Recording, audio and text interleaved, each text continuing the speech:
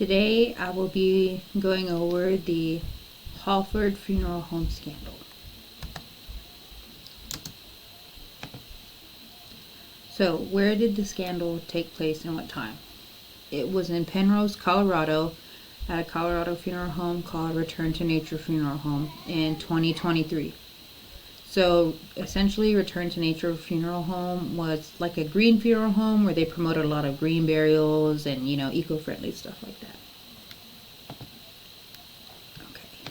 So, what happened? A husband and wife, John and Carrie Halford, who owned and operated the eco-friendly funeral home, admitted to abusing around 190 to 200 human bodies under their care.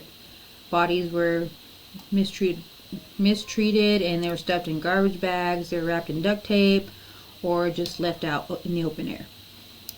Bodies' remains were also stacked on top of each other. They were in totes kind of like this, and infants and adults were stuffed in cardboard boxes as well. They also switched identifications and bodies were misplaced.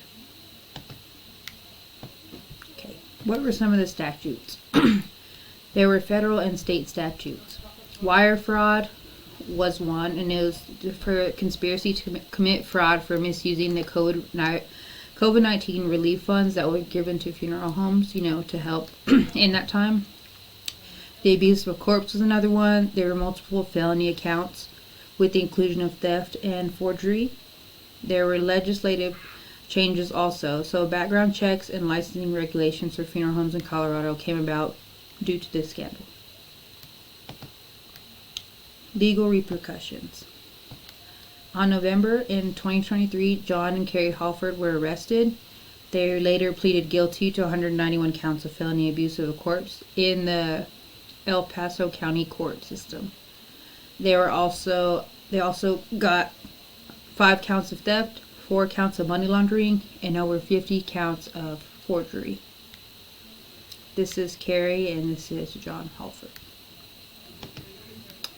So, about Carrie Halford. She pleaded guilty to all federal charges and conspiracy to commit wire fraud in August of 2025.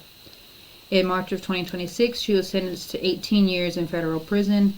She was granted 3 years of supervised release, and she withdrew her plea in 2025 to charges of state and Senate, and her sentence is scheduled to happen in late 2026. This is John Halford. In June of 2025, he was sentenced to 20 years in federal prison for wire fraud and the misuse of the COVID-19 relief funds. He was ordered to pay over $1 million in restitution, and as of February 2026, John was sentenced to 40 years in the state prison of Colorado. He also got his funeral directing license revoked. Okay, so how could this been avoided?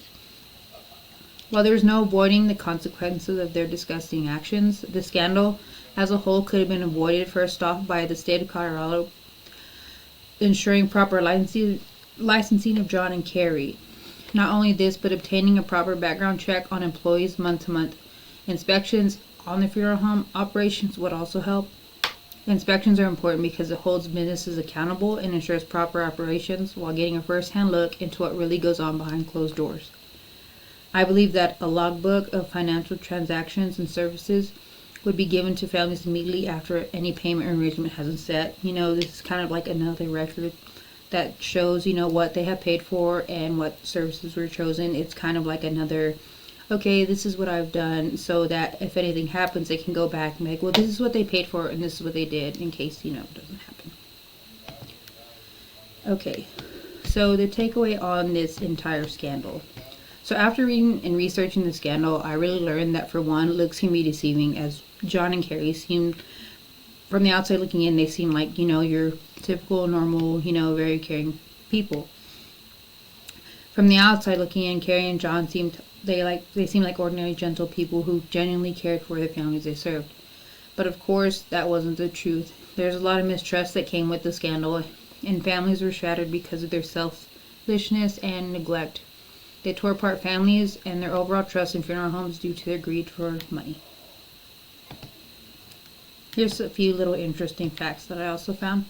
So families were given urns full of cement dust instead of cremated remains of their loved ones. I find that really disturbing and sad because family members are probably like, "Oh, look, I have like my loved one here," not knowing that they weren't even in there. Another fact is Carrie accused John of abuse and domestic violence, which apparently she claimed propelled her to spend the money they were stealing. And John, he made no comment on this accusation and actually declined to respond to that. And in April of 2024, the Return to Nature Funeral Home was actually demolished, so it no longer exists. And all the families and the stuff that was stole, they were pretty happy about it to see it go. It was kind of like they could rest knowing that their loved ones or what they went through, it's all gone. Carrie and John, what they created, the terrible stuff they did, was no more. And these are my references and sources. I hope you enjoyed. Thank you.